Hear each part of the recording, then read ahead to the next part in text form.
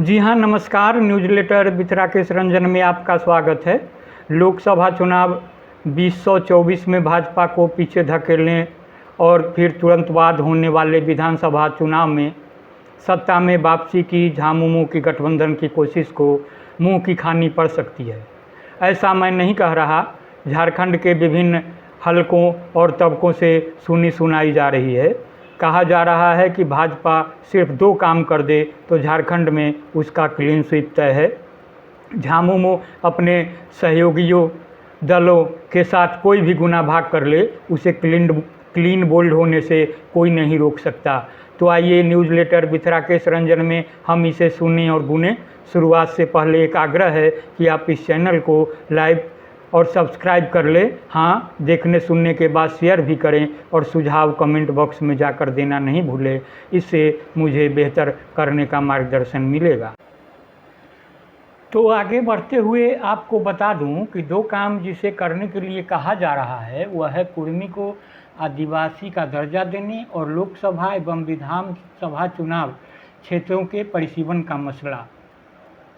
आदिवासियों की सूची में शामिल करने की मांग को लेकर झारखंड में कुर्मी समुदाय का आंदोलन पुराना है। यह क्रमशः आगे बढ़ रहा है और सरगर्म है। कुर्मी विकास मोर्चा सहित कई संगठन इस पर मुखर रहे हैं। कुर्मियों के अलावा तेली जाति के लोग भी अनुसूचित जनजाति यानी एसटी के दर्जे के हिमायती हैं। कुर्मियों की इस मांग के विरोध में आदिवासी संगठन और अन्य समुदाय भी गोलबंद हो रहे हैं।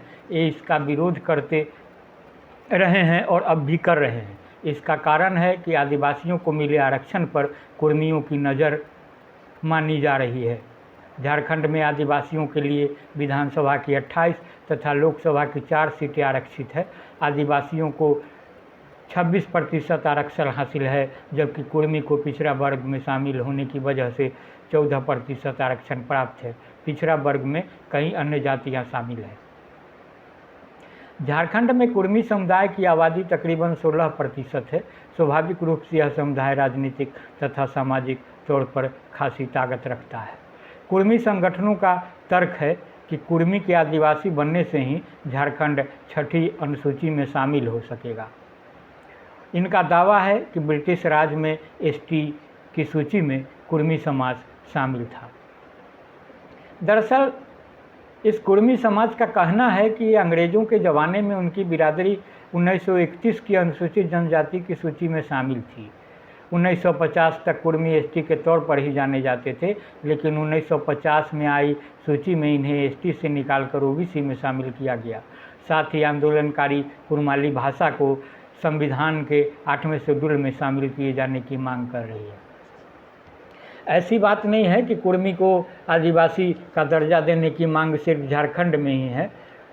उड़ीसा और बंगाल में भी इस मसले पर हलचल रही है। बंगाल के झारखंड से सटे इलाके में कुर्मी एसटी दर्जे के लिए आक्रामक रूप से मुखर रहे हैं। लगातार रेलों को जैसे आंदोलन चलते रहे हैं। जहाँ तक उड़ीसा की बात है तो आप देखेंगे कि पिछले साल यानी 2022 में उड़ीसा के मुख्यमंत्री नवीन पटनायक ने केंद्रीय जनजातीय मामलों के मंत्री अर्जुन मुंडा को पत्र लिखकर 160 समुदायों को एसटी सूची में शामिल करने की मांग की थी। पटनायक ने पत्र में दावा किया था कि 1978 से उड़ीसा सरकार ने राज्य के इन समुदायों को एसटी सूची में शामिल करने की सिफारिश की है, लेकिन सिफारिशों को स्वीकार नहीं किया गया है। तो इससे भी आगे बढ़ते हुए हम लोग लोकसभा और विधानसभा क्षेत्रों के परिसीमन पर आते हैं।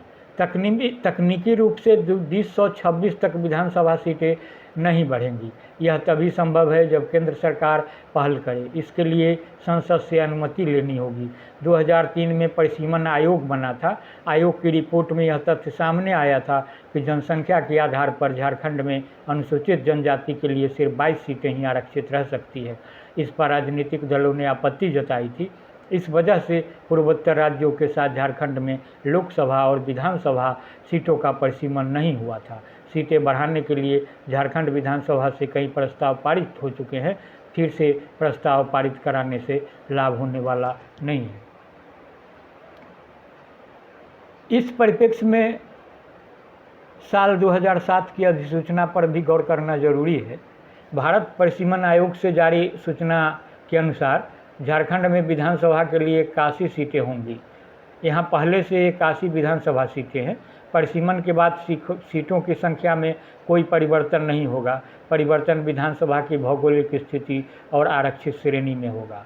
फिलहाल झारखंड में अनुसूचित जनजाति के लिए 28 सीटें हैं। इसी तरह अनुसूचित जाति के लिए 8 सीटें आरक्षित है। नए परिसीमन के अनुसार एससी की सीटें घटकर 22 और एससी की सीटें बढ़कर 10 हो जाएगी।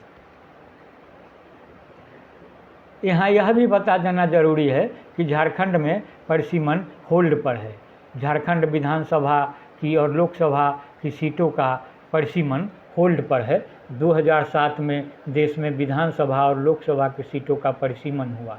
यह परिसीमन 2009 के लोकसभा चुनाव से पहले देश भर में लागू हो गया। तब झारखंड में भी लागू होना था, लेकिन यहाँ के आदिवासी विधायकों ने विरोध किया। विरोध का कारण यह था कि परिसीमन प्रस्ताव लागू होने के बाद झारखंड विधानसभा में एसटी सीटें घट जाएंगी। जब परिसीमन रिपोर्ट लागू हो रहा था उस समय मधु कोरा झारखंड के मुख्यमंत्री थे।